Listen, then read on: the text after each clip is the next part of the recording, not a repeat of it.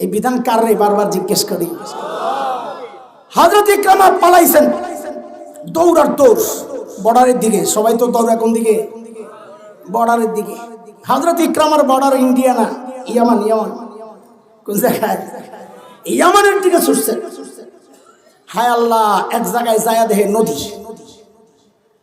এটা তো আর মাদারীপুরের শিবচরের মানুষ না যে নদী দেখছে কি হয়েছে, পদ্মার পাড়ার মানুষ 2-4 নদী সাঁতরাইয়া যাইতে পারি। কিন্তু ওরা তো মরুভূমির মানুষ, পানি দেখলেই ডরায়। এখন কি করবো আল্লাহ, এখন কি করবো? এর মধ্যে দেখে যে নৌকা একটা আইতাছে, ভাই আয় তাড়াতাড়ি আয়। নৌকায় উইঠা খালি নদীর মাঝামাঝি গেছে, এর মধ্যে শুরু হয়েছে ঝড় তুফান। ঝড় তুফানে কি হয় আপনারা জানেন, পদ্মা ব্রিজ হওয়ার আগে কি করতেন আপনারা? হ্যাঁ, ঝড় তুফান আইলে কি হয়? সব বুজুর্গ হয়ে যায়, তাই না? হযরত ইকরামাও বুজুর্গ হয়ে গেছে, কিন্তু বুজুর্গ হয়ে ডাকা শুরু করছে কি, ইয়া লাত, ইয়া উজ্জা, ইয়া মানাত, ইয়া হুবাল বাসাও। মাঝি কি কয়, মুরব্বি কাম হইব না।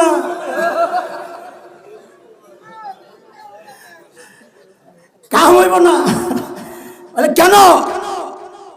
বলে তোমার লাত আর উজ্জা এই পানির মধ্যে তোমারে বাঁচাইতে পারবো না। বলে কে বাঁচাবে? বলে স্থলে যিনি বাঁচান তিনি পানিতেও বাঁচান, তিনি হচ্ছেন আল্লাহ। ও দোস্ত, দেখেন কখন কার কথায় দিল পাল্টায়া যায় বলা যায় না।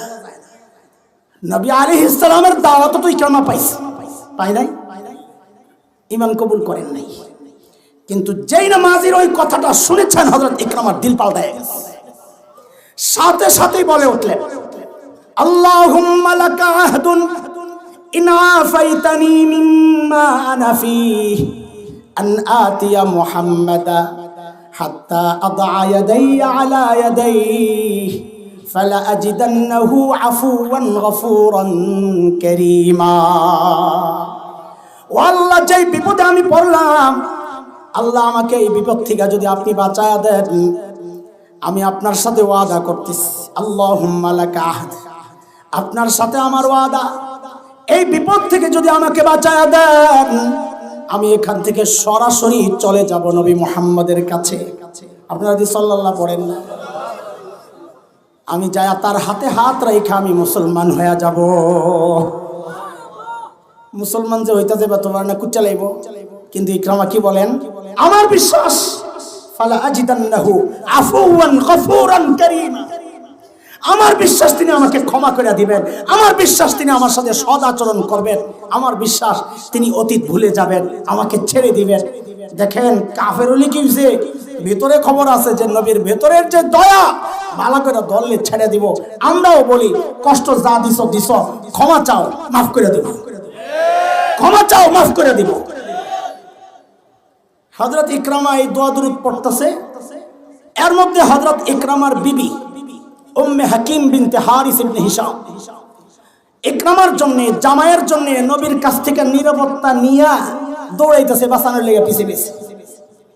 নদীর পারে যাই ডাকতেছে, ইয়াবনাম, ও স্বাস্থ্য ভাই, জামাইরে স্বাস্থ্য ভাই কয়। হ্যাঁ, এটা হলো মাজাজে মাক্কান, আমরা পড়ি না মাদ্রাসায়। আগের সম্পর্ক, বিয়ার আগে স্বাস্থ্য ভাই আসিল, এটা ভালো বুঝবে না। আমার ঘটনা শোনাই, আমার আপন বড় বোন বিয়ে দিছি আমার আরেক চাচাতো ভাইয়ের সাথে, আব্দুল মান্নান ভাই। আমরা জিন্দিগিতে দুলাভাই ডাকি নাই, চাচাতো ভাই ছোটবেলার থেকে মান্নান ভাই করি। তো বিয়ার পরেও মান্নান ভাই ডাকি, তো স্বাভাবিক দুলাভাইরে ভাই ডাকলে কি সমস্যা? সমস্যা হলো আমার বোনও মাঝে মাঝে ডাকে মান্নান ভাই। ওই যে আগের সম্পর্ক বলে নাই, ঠিক আছে না? ইকরামার বউ যায় ডাক দিছে, ইয়াবনাম, ও স্বাস্থ্য ভাই শুনেন, যাইন না কেন? ইন্নী ক্বাদ জিতু মিন ইনদি আবাররিন নাস ওয়া আওসালিন নাস ওয়া খায়রিন নাস ক্বাদ ইসতা'মানতু লাকা রাসূলুল্লাহি সাল্লাল্লাহু আলাইহি ওয়াসাল্লাম ফালা তুহলিক নাফসাক।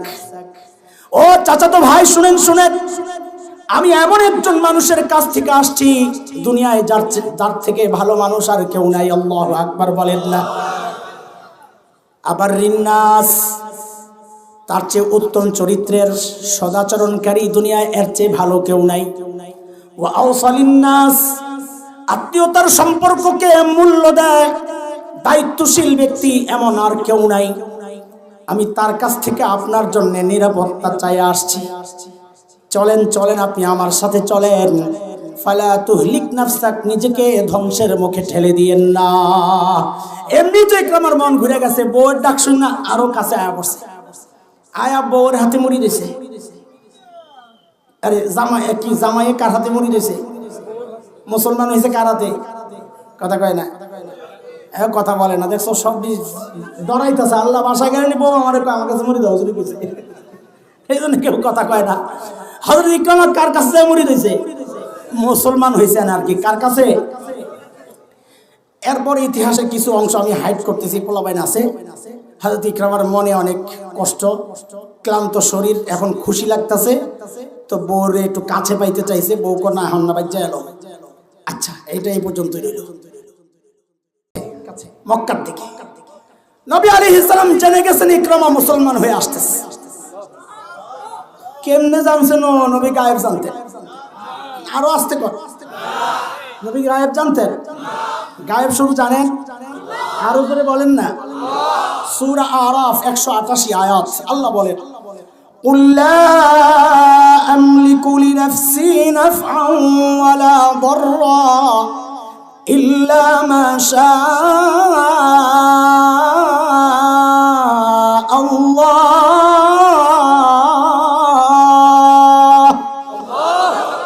ওয়ালাউ কুনতু আ'লামুল গায়ব লাস্তাকসারতু মিনাল খায়র ওয়া মা মাসসানিয়াস সূ। আল্লাহ নবীকে দিয়া আল্লাহ বলাচ্ছেন, আপনি বলে দেন। এটা আল্লাহর রাগের একটা ভঙ্গিমা। আল্লাহ যখন অনেক রাগ হন না মাঝে মাঝে, তখন ওইভাবে বলেন। যেমন আমরা বাচ্চাদের উপর রাগ হইলে অনেক সময় ডাইরেক্ট যাইয়া বলি না, তুই এটা কেন করলি, এটা করবি না। যাই বউরে কয়, তোমার পুত্রের কয়া দিও, কিন্তু কি বলি, তোমার পোলারে কয়া দিও, আঙ্গুলো খাও। ওরে আল্লাহ তোর মায়ও ডরায়, পুত্রও ডরায়। তো আল্লাহ যখন মাঝে মাঝে রাগ হয়ে যান, তোর নবীরে কয়, কুল কুল, আপনি উম্মতকে কয়া দিয়ে উল্টা পাল্টা আকিদা যেন না রাখে। কি বলে দেবো? বলেন, লা আমলিকু লিনাফসি নাফআন ওয়ালা দাররা, আমি আমার নিজেরই কোনো ভালো মন্দের মালিক না, তো করে বাঁচামু কেমনি? নবী পারে না। নবী বলতেছেন, আল্লাহ বলাইতেছেন, আর তোমার খাজারে দিয়া তুমি বলো তো তোমার খাজা তোমারে বাঁচাইয়া দেয়। নাউজুবিল্লাহ। কি চিন্তা মানুষের! এরপর নবীকে দিয়ে আল্লাহ বলাচ্ছেন, আপনি বলেন, ওয়ালাউ কুনতু আ'লামুল গায়ব, আমি যদি গায়েব জানতাম তো সব ভালো কিছু অর্জন করতে পারতাম, আমি আর এত বিপদে পড়ি না। এই বিপদে পড়েন না একটা উদাহরণ শোনাই। গুজওয়ায়ে বনুল মুস্তালিক বা মুরাইসিয়া, যেটাই হোক, কওমের দিকে সম্পর্ক করলে হয় গুজওয়ায়ে বনুল মুস্তালিক, এলাকা হিসাবে বলা হয় মুরাইসিয়া, একই যুদ্ধ। সাথে ছিলেন আম্মাজান আয়েশা। যুদ্ধের মধ্যে আম্মাজান একজনকে নিয়ে যাইতেন নবী, লটারির মাধ্যমে নির্ধারিত হইত। তো নবী সাল্লাল্লাহু আলাইহি সাল্লাম শেষ রাতে বললেন, এই তোমরা কাফেলা রেডি করো, আমরা রওনা দিব মদিনার কাছাকাছি যাইয়া যুদ্ধ থেকে ফেরতের সময়। সূরা নূরে যার অনেক আয়াত আসছে। আম্মাজান বলেন, আমিও একটু জরুরত ছাড়ার জন্য দূরে চলে গেলাম।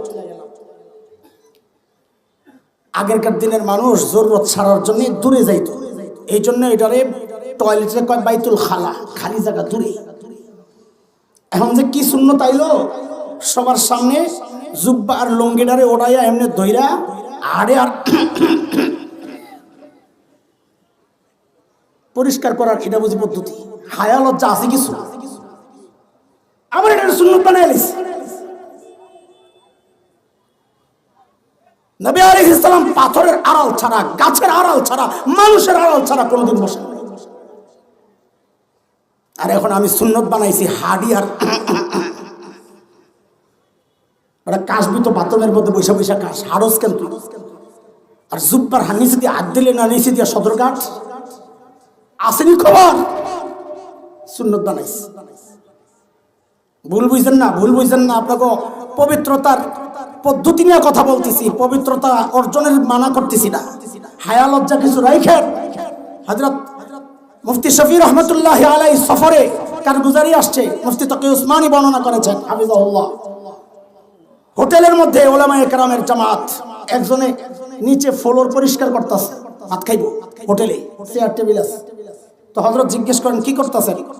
কয় দস্তরখান বিছায় নিচে বইয়া খামো।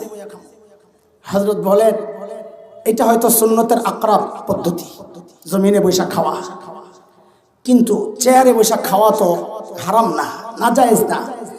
জায়েজ একটা কাজ আমি করব, সুন্নত এটা জরুরি না, এই জায়গায় মুস্তাহাবের পর্যায়ে, এটা আদত সুন্নত। এখন ওই সুন্নত আদায় করতে যায়া যদি কারো ঈমান চলে যায়, বলে কেমনে? কারণ সুন্নত কিনে ঠাট্টা করবে মানুষ, সুন্নত ঠাট্টার কারণ হলে তার ঈমান চলে যাবে। আপনার এক সুন্নতের জন্য আরেকজনের ঈমান চলে যাবে, ওঠেন মিয়া চেয়ারে বসে খান। এগুলো হচ্ছে বিচক্ষণতা। আপনি পবিত্রতা অর্জন করবেন, আরেকজন আপনাকে নিয়ে ঠাট্টা করে, আপনি সুন্নত বানিয়ে দিয়েছেন এটারে। আম্মা জান চলে গেছেন দূরে, আমি কই গেছি গা ভাই, আমার নিজের খবর নাই, মাফ করে দিয়ে। আম্মা জান চলে গেছেন দূরে,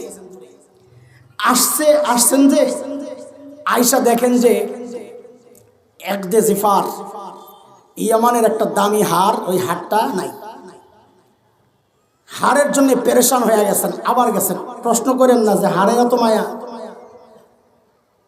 মুহাদ্দিসরা লিখেছেন, সলিমুল্লাহ খান রহমতুল্লাহ আলাইহি হাদিসের সরায় লিখেছেন, ওই হারটা ধার করে নিয়েছিলেন। আম্মাজানদেরকে বাঁচাইতে হবে যে কোনো অভিযোগ থেকে।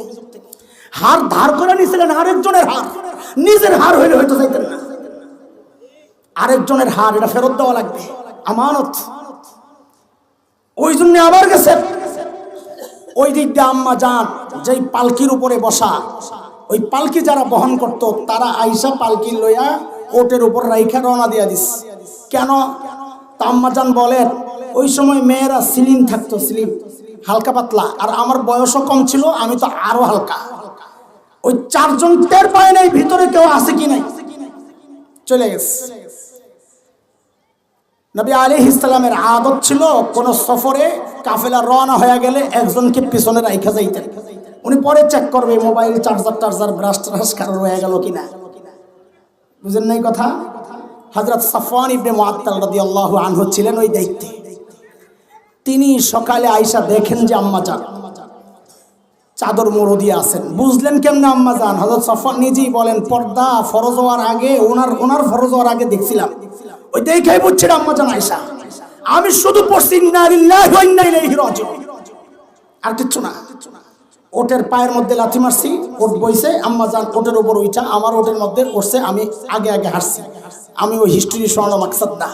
প্রশ্ন হচ্ছে, নবী যদি গায়েব জানতেন তো নিজের এইরকম কম বয়সী স্ত্রীকে এই অন্ধকার জায়গায় একা একা রেখে চলে যাওয়া, তুমি কি বলছো? আমার নবী কি অতটা দায়িত্বহীন স্বামী? স্ত্রীকে এইভাবে রেখে গেলেন। যদি নবী গায়েব জানতেন যে আম্মা জান এই পালকির মধ্যে নাই, তো নবী চলে গেলেন কেন? তার মানে তুমি বলতে চাচ্ছ নবী যদি গায়েব জানেন তাহলে নবী একজন দায়িত্বহীন স্বামী স্ত্রীকে একা রেখে চলে গেছেন। তোমরা বেদাতীরা বলতে পারো, আহলুস সুন্নাহ ওয়াল জামাত এই কথা বলতে পারে না। আমার নবীর মতো দায়িত্বশীল স্বামী দুনিয়ায় কেউ নাই। এরপর যে নবী ওহির জন্য 1 মাস অপেক্ষা করলেন। নবী যদি গায়েব জানতেন বলতেন আমার স্ত্রীকে নিয়ে কেউ কোনো কথা বলবে না, আমার স্ত্রী পবিত্র। অথচ নবী উল্টা আম্মা জান আয়েশারে জিজ্ঞেস করেন, আয়েশা সত্য হইলে বলো, তওবা করো, আল্লাহ মাফ করে দিবে। মিথ্যা হইলেও বলো। নবী গায়েব জানলে জিজ্ঞেস করতেন। আম্মা জান কষ্টে শেষ, আমি যদি এখন সত্য বলি বিশ্বাস করবেন না, যদি মিথ্যা বলি তো বিশ্বাস করবেন। দারুণ জবাব দিছে। চলে গেছে বাবার বাড়ি। আমি ওই হিস্ট্রি আর নিতে চাই না। কি বলতে চাচ্ছি, নবী গায়েব কি জানতেন? নবী গায়েব বলেন নবী গায়েব। তো হযরত ইকরামা যে মুসলমান হয়ে আসতেছেন, নবী কেমনে জানলেন? ওহি বলেন কেমনে? আল্লাহর হাবিব জানায়া দিলেন, শুনো শুনো নবীর আশঙ্কা, আরে ইকরামা যে আমি মাফ করে দিলাম, আমার সঙ্গী সাহাবীরা দিলের মধ্যে ওদের কষ্ট অনেক। ইকরামার উপরেও, ইকরামার বাবা আবু জাহেলের উপরও কত কষ্ট দিচ্ছে। এখন ইকরামারে তো কিছু করতে পারবে না, জালনি মিটায় আবার ইকরামার সামনে ওর বাবারে গালাগালি কইরা ওই জালনি আবার মিটায়। তা আল্লাহর নবী কি বলেন দেখেন, আরে আমার নবীর আদর্শ দেখো। আল্লাহর নবী বললেন, ইয়াতিকুম ইকরামা মুমিনা ফালা তাসুব্বু আবাহু ফাইন্না সাব্বাল মাইয়িত ইউজিল হাই। আল্লাহু আকবার বলে। ইকরামা আসতেছে মুমিন ভাইয়া, খবরদার তোমরা কিন্তু কেউ ইকরামার বাবারে আবু জাহেল রে গালি দিও না। কেন? মৃত ব্যক্তিরে গালি দিলে তার জীবিত আপনজন কষ্ট পায়। আমরা বাংলাদেশের রাজনৈতিক দলগুলোকে বলি, পূর্বের যারা চলে গেছেন এদের জীবন নিয়ে ঘাটাঘাটি করেন না, এদের চরিত্র নিয়ে কথাবার্তা বললেন না, এদেরকে নিয়ে বাজে মন্তব্য করেন না। আপনাদের দূরত্ব তত বাড়বে অতীতের মানুষগুলোকে নিয়ে বাজে মন্তব্য করলে। আমার নবীর একটা হুকুম যদি মানে এদেশের রাজনৈতিক দলগুলোর আপোষের দূরত্ব অনেকটাই কমে যাবে। কথা বলেন ঠিক কিনা? এ দোস্ত, এই যে এতগুলো কথা আপনাদেরকে শোনাইলাম, অনেক দূরে চলে গেছে। আমি সূরা লাহাব থেকে কই গেছি আমার নিজেরও খবর নাই। এগুলা কেন শোনাইতেছি? যে সব জায়গায় চুপচাপ থাকা যায় না, সব জায়গায় সুফিগিরি দেখানো যায় না। কিছু জায়গায় মুজাহিদ হইতে হয়, কিছু জায়গায় সুফি হইতে হয়, কিছু জায়গায় চোখের পানি ফেলতে হয়। ওলামায়ে কেরাম হচ্ছেন উম্মতের ডাক্তার। সব ডাক্তার সিস্টেম হইলো রোগ অনুযায়ী চিকিৎসা করে। যখন তার প্যারাসিটামল দরকার প্যারাসিটামল দেয়, অ্যান্টিবায়োটিক দরকার অ্যান্টিবায়োটিক দেয়, যদি ইঞ্জেকশন দরকার ইঞ্জেকশন দেয়, অপারেশন করতে হলে অপারেশন করে। উম্মতের আলেমরা তারাও এরকম বিজ্ঞ ডাক্তার। তারা যদি মনে করে একটু কান্নাকাটি করে আপনাকে বুঝাবে, তারা ওইটাও করে।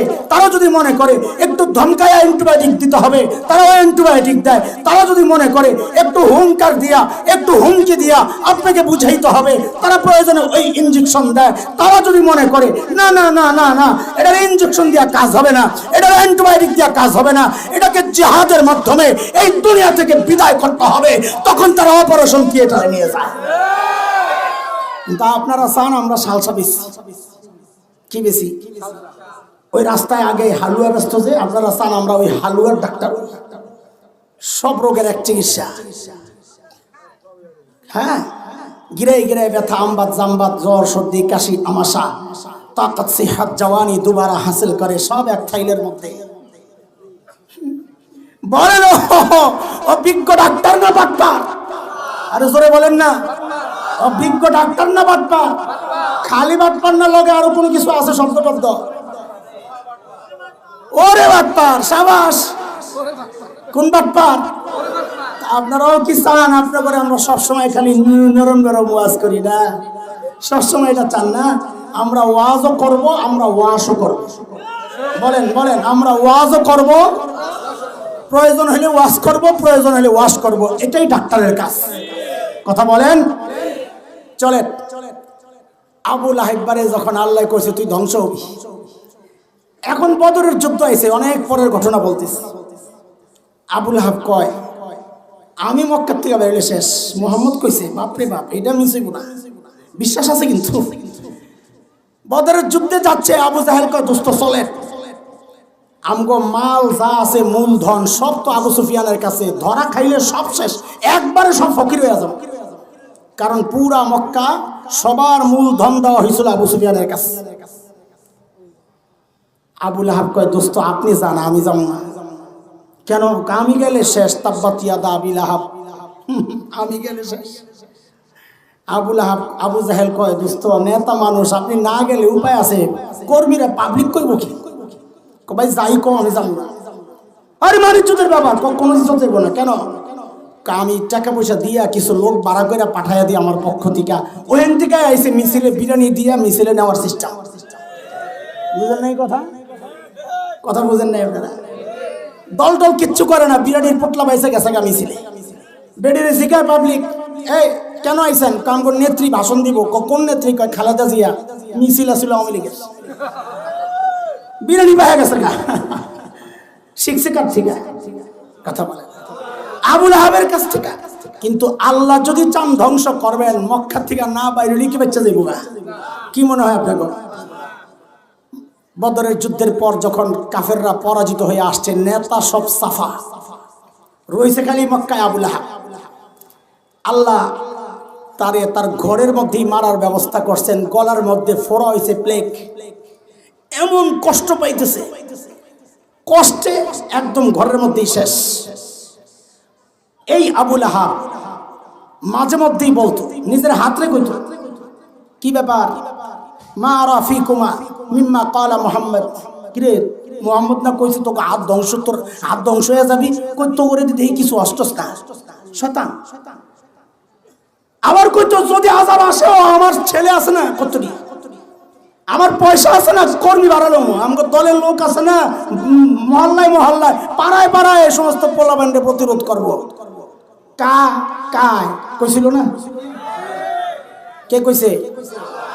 কাকা না, থাইমা থাইমা বলবেন, একসাথে দুইটা উচ্চারণ হয়ে যাবে। কায় কইছে? হ্যাঁ, আরে রাখেন আল্লাহ কি কই শুনেন, মা আগনা আনহু মালুহু ওয়া মা কাসাব। আবু লাহাব রে, আমি যদি ধরি তোর মাল তোর সন্তান তোরে বাঁচাইতে পারবে না, বরং উল্টা। কি উল্টা? যেই সন্তানের বাহাদুরি দেখাইতো ওই সন্তান আইসা লাশটাও ধরে না, এখন চিনি না কি করছে, গোলাম একটা ভাড়া কইরা ওইটারে কালা গোলাম ভাবছি, এক পয়সা দরকার, এটারে দিয়া দূরে নিয়ে লাশ ফালাইয়া দিয়েছে, আবর্জনা ফালাইয়া দিয়ে। কেন গোলাম দিয়ে ফালাইলো? কেন ময়লা দূরে নিয়ে ফালাইছে গোলাম দিয়া? কেন? কারণ ওই সময় হেলিকপ্টার আসিল না যে হেলিকপ্টার দিয়ে নিয়ে ফালাই দিয়ে। না বুঝলাম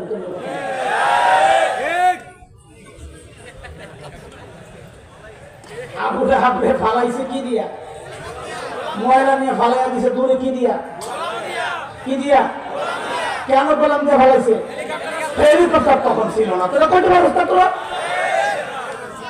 হেলিকপ্টার থাকলে হেলিকপ্টার দিয়েই ফালাইয়া দিয়ে তো দূরে। সুবহানাল্লাহ, সুবহানাল্লাহ। তাব্বাত ইয়াদা আবি লাহাবিন ওয়া তাব মা আগনা মালুহু ওয়া মা কাসাব সায়াসলা নারান যাতা লাহাব ওয়া ইমরাআতুহু। আবু লাহাব, জাহান্নামে তুই তো ডুববি ডুববি, লগে তোর ম্যাডামও যাইব। কে? কেন ম্যাডাম কেন সেই কথা একটু পরে আসতেছি, আমি ওদিকে তাকাই, সময় নাই, তারে তারে আয়াত শেষ করা দরকার। ম্যাডাম কেন এটা পরে আসতেছি। ম্যাডাম কি করছে এই কথা শুনে, ওইটা শুনে। বেড়ি তো আগের থেকেই গরম, যেই শুনছে এর বিরুদ্ধে সুরা নাযিল হইছে যে তোরেও সাইজ করা হইবে। বেড়ি পাথর একটা লইস, নবীরে খোঁজে মারবো, খুঁজতে খুঁজতে গেছে কাবার কাছে। নবী আলাইহিস সালাম কাবার পাশে বসে বসে কোরআন আল কারীমের তিলাওয়াত করতেছিলেন। পাশে সাইয়েদনা আবু বকর রাদিয়াল্লাহু আনহু পাহারা দেয়। হযরত আবু বকর দেখছেন উম্মে জামিল বিনতে হারব ইবনে উমাইয়া আসতেছে, হাতে পাথর, কানে কানে কয়, ইয়া রাসূলুল্লাহ, উম্মে জামিল আসতেছে, ওর মতি গতি ভালো মনে হচ্ছে না। আল্লাহর হাবিব কি বলেন, এই আবু বকর চিন্তা করেন না, ও আইসা আমারে তো দেখবি না। কি ও একজন সোকলা মানুষ, জলজন্ত একটা মানুষের দেখবে না, এটা আপনার কাছে অবাক লাগে নাই? তো সুবহানাল্লাহ কি বাড়ি যায় পড়বে? থাক থাক না, মাইক পাঠান লাগবে আপনার করে সুবহানাল্লাহ। কেন দেখবে না এটা আগে বুঝেন। দেখবে না কেন? এটা নবীর মুজিজা। আল্লাহ নবীকে জানায়া রাখছেন। সূরা বনি ইসরাইল 45 নম্বর আয়াত। কি আল্লাহ বলেন, وَإِذَا قَرَأْتَ الْقُرْآنَ جَعَلْنَا بَيْنَكَ وَبَيْنَ الَّذِينَ لَا يُؤْمِنُونَ بِالْآخِرَةِ حِجَابًا مَسْتُورًا। নবী আপনি যখন তিলাওয়াত করবেন, আপনার আর বেঈমানদের মাঝখানে আমি নিরাপত্তা পর্দা দিয়ে দিব, ওরা আপনাকে দেখবেই না। তুমি আবার তোমারে ধরতে আইলে বয়ে বয়ে কোরআন শরীফ তেলাওয়াত করা শুরু করো না, যে আমারে তো দেখবো না। এটা তোমার কাম না, এটা নবীর মুজিজা। ধরা খায়ও না আবার। সাল্লাল্লাহু আলাইহি ওয়াসাল্লাম উম্মে জামিল আয়েশা খালি খোঁজে। আবু বকর তো বুঝছেন, চান্দু তুমি তো নবীরে দাও না, কথা তো ঠিকই আছে। এখন না পাই এই ধরছে আবু বকর রে, আয় মোল্লা। তখন তোর মোল্লা বলে না, এই সময়ের শব্দ দিয়ে আমি তাফসীর করলাম আর কি। মোল্লা তোর বন্ধু কই? হায় আল্লাহ, আবু বকর পড়ছে, এখন কি বিপদে।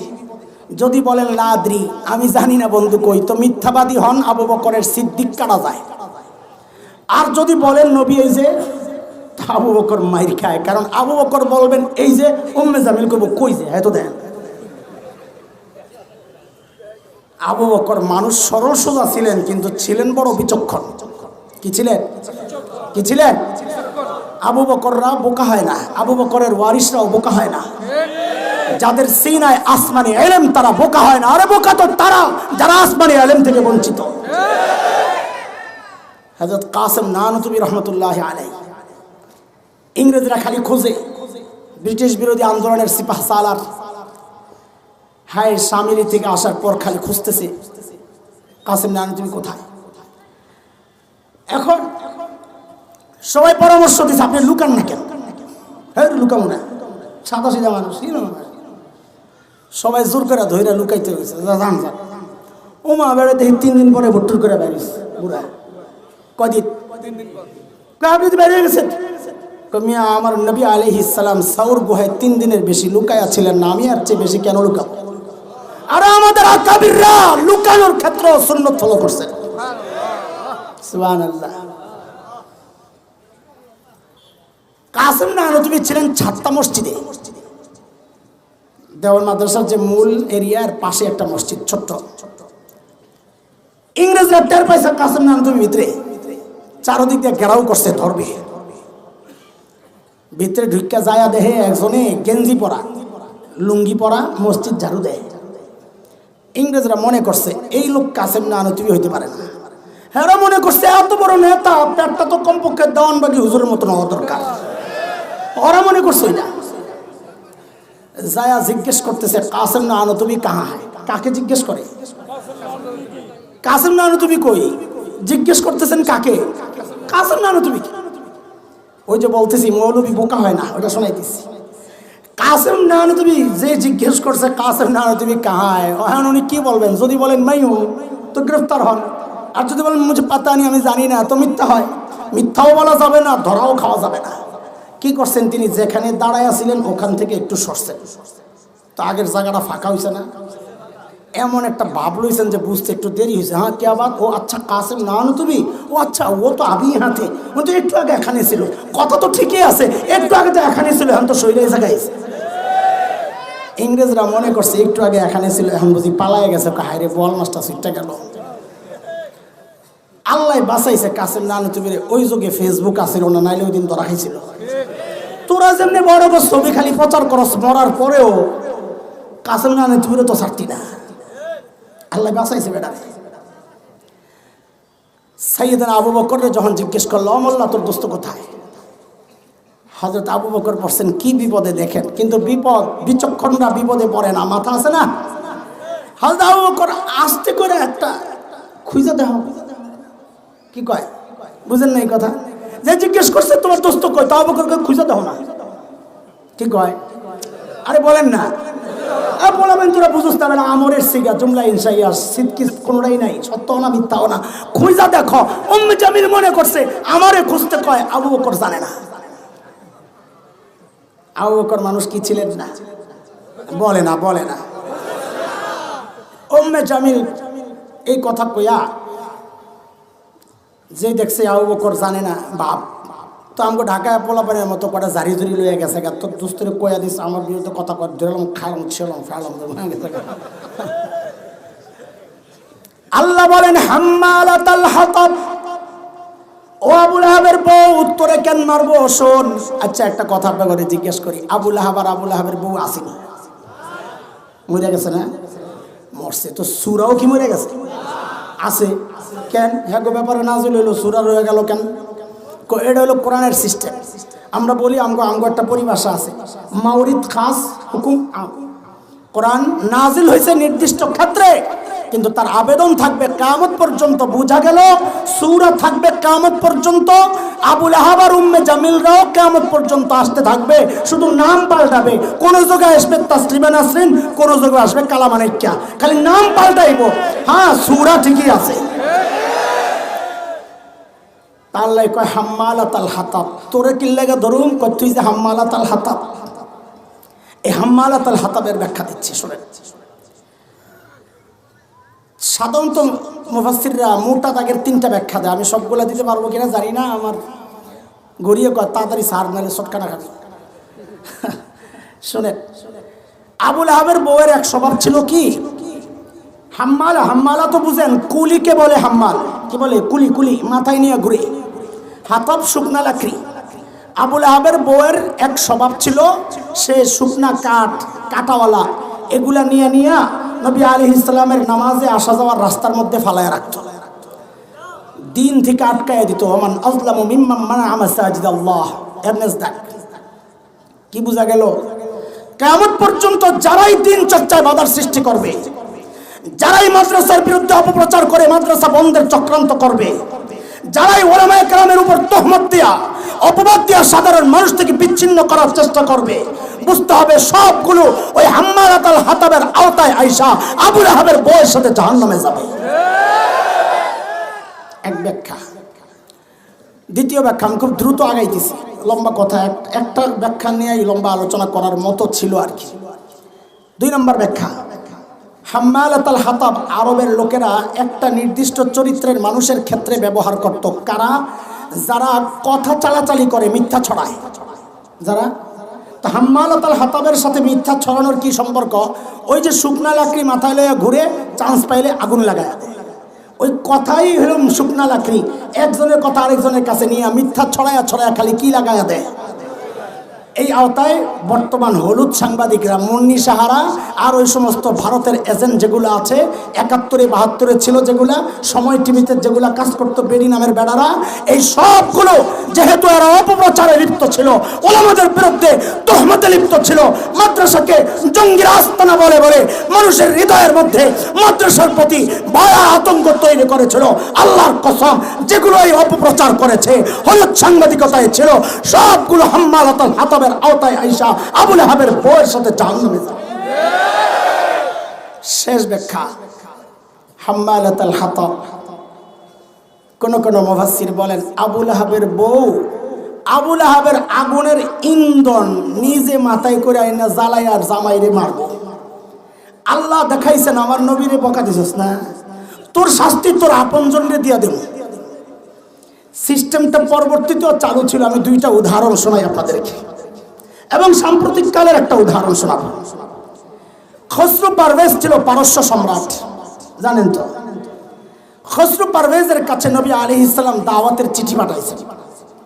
শুরুতে নবী নিজের নাম লেখছেন, মিন মুহাম্মদ ইলা কিসরা আজিমে রোম, আজিমে কিসরা ফারিস, রোম না, পারস্য সম্রাটের কাছে মুহাম্মদের পক্ষ থেকে।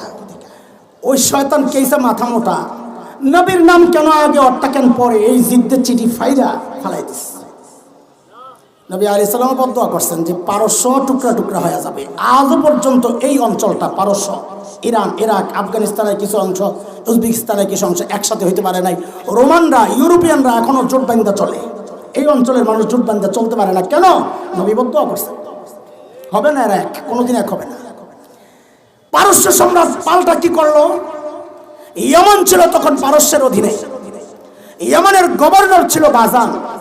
কি নাম? কথা বলে। বাজানের কাছে দূত পাঠাইছে যে 2 জন সুঠাম দেহি মদিনায় পাঠায়া মুহাম্মদকে, কথা কয় না, কি শিখাইছি আগে, মুহাম্মদকে গ্রেফতার করে পারস্যে পাঠায়। বাজান 2 জন সুঠাম দেহের মদিনায় পাঠাইছে নবীকে গ্রেফতার করার জন্য। ওরা 2 জন মদিনায় যাইয়া, আল্লাহর নবীর এক বিশেষ বৈশিষ্ট্য ছিল, অনন্য বৈশিষ্ট্য। নবী বলেছেন, নুসিরতু বির-রুব, আল্লাহ আমাকে রব দিয়া সাহায্য করছেন। দূর থেকে একটা আতঙ্ক নবীকে কেন্দ্র করে, ভয়। শেষ, আমি বেয়াদবি করলে শেষ হয়ে যাবে। দেখেন, রব আর খৌফ পার্থক্য আছে। কুত্তারও তো মানুষ ভয় পায়, পায় না? কেন? ও আমারে ক্ষতি করবে, ও আমার ক্ষতি করবে। সাপেরও ভয় পায়, ও আমারে ক্ষতি করবে। রব এটা না। রব হইল আমি যদি তার ক্ষতি করি আমি বিপদে পড়ে যাবো, এটাকে কয় রব। বুঝে আসছে কথা? কাফেরদের মনের মধ্যে ওই রব আল্লাহ ঢুকাই যাচ্ছে, আমি যদি ক্ষতি করি আমি শেষ, এটা রব। এখন ওই 2 জন যাইয়া নবীর সামনে কাপে আর কয়, আপনারে ধইরা নিতে কইছে। নবী হাইসা দিছে, কালকে সকালে আইসো, এখন আরাম করো। ওরা তো সাইরাতে মা কাইন্দে বাসি, সুযোগ পাই, আচ্ছা আচ্ছা ঠিক আছে আমরা যাই গা। সকালবেলা আবার হাজির করা হয়েছে, ধরে নিব নবীরে, দুইজন আইছে সাল্লাল্লাহু আলাইহি সাল্লাম। নবী আলাইহিস সালাম কি বললেন? সিদ্ধান্ত পরিবর্তন হয়ে গেছে, তোমরা চলে যাও। ওরা তো পাইছে সুযোগ, একটা উসিলা দিয়ে কয় জি জি আমরা যাই গা, চলে গেছে। ইয়ামান যায় যখন বাজানকে শোনাইছে এই কাহিনী যে মোহাম্মদ বললেন সিদ্ধান্ত পরিবর্তন হয়ে গেছে, আমরা আয়া পড়ছি। বাজানকে সিদ্ধান্ত কে পাল্টাইলো আমি তো জানি না, তবে মোহাম্মদ মিথ্যা কথা বলার কানা, অপেক্ষা কর কোন খবর আইতে পারে। অপেক্ষা করতেছে, এর মধ্যে দেখে যে পারস্যের দিক থেকে ধুলা উঠতেছে, ওটা আলামত দূর থেকে কেউ আসতেছে। অপেক্ষা কর, মনে হয় আসতেছে খবর। দ্রুত আসছে, পারস্য থেকে খবর আসছে কি যে গত ইয়াতে খসরু পারভেজের ছেলে শেরওয়া বাবার সাথে এক নারীকে নিয়ে গন্ডগোল। আমি ওই ইতিহাসে যাচ্ছি না। শেরওয়া নিজের বাবাকে হত্যা করে সিংহাসনে বসছে। বৈশা নতুন সিদ্ধান্ত পাঠাইছে যে মদিনা থেকে যে নবীকে ধরে আনার কথা ওইটা স্থগিত করা হইল, এই মুহূর্তে ওদেরকে খোঁচানো দরকার নাই। আল্লাহ খসরু পারভেজকে দিয়া দুনিয়াবাসীকে মেসেজ দিচ্ছেন, আমার নবীর সাথে বেয়াদবি করবি, নবীর ওয়ারিসদের সাথে বেয়াদবি করবি, আমি তোর সন্তানকে দিয়া, আমি তোর আপনজনকে দিয়া, আবুল আহাবকে সাইজ করব তার বউ দিয়া, খসরু পারভেজ সাইজ করেছি শেরওয়া দিয়া। কিয়ামত পর্যন্ত যারাই নবীর বিরুদ্ধাচরণ করবে, নবীর ওয়ারিসদের সাথে বেয়াদবি করবে, আমি ওদেরকে সাইজ করব ওদের আপনজনকে দিয়াই। প্রমাণ এই যে ঐশী সিনেট কে বাপ মানে লিছে। আর বাপে কি করতো? মসজিদের ইমাম। কি করতো? পুলিশ ছিল, জানেন তো নাকি? কিন্তু ওইটা হয়তো জানেন না, ঐশীর বাবা ওই সমস্ত পুলিশ কর্মকর্তাদের একজন ছিল যারা মুজাহিদে মিল্লাত আল্লামা হাফেজ জুনায়েদ বাবুনগরীর উপর শারীরিক টর্চার করেছিল।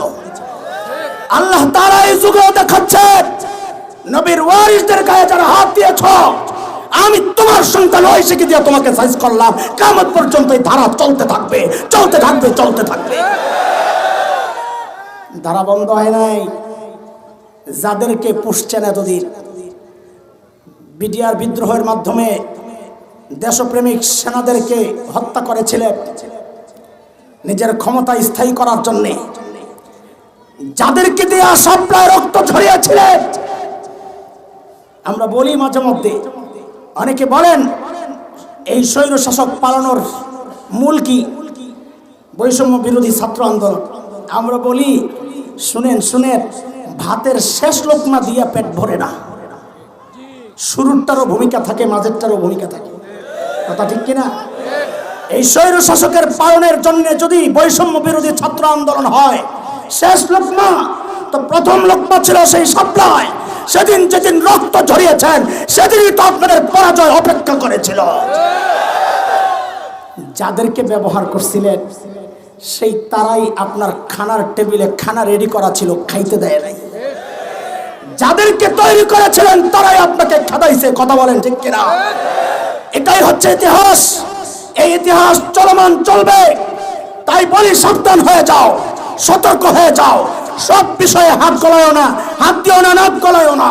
এটা এমন স্পর্শকাতর ব্যাপার, এখানে হাত দিবা তাব্বাত ইয়াদা আবি লাহাব, ওই আয়াতের আওতায় তোমাদের ধ্বংস অনিবার্য। বর্তমানে দেখেছ, ভবিষ্যতের জন্য সতর্ক হয়ে যাও। এটা শুধু স্বৈর শাসকের কথা বলছি না, ফ্যাসিস্ট সরকারের কথা বলছি না। সামনেও যদি কেউ আসতে চায় তাদেরকেও সতর্ক করছি, এই জায়গায় আক্রমণ করো না, এই জায়গায় হাত দিও না। আলেমদেরকে প্রতিপক্ষ বানাবা, আল্লাহ তোমার প্রতিপক্ষ হইয়া আল্লাহ তোমাদেরকে জবাব দিয়ে দিবেন। তারা তো পালাতে পেরেছিল, ভবিষ্যৎ এমন আসতে পারে তোমরা পালাতে পারবা না।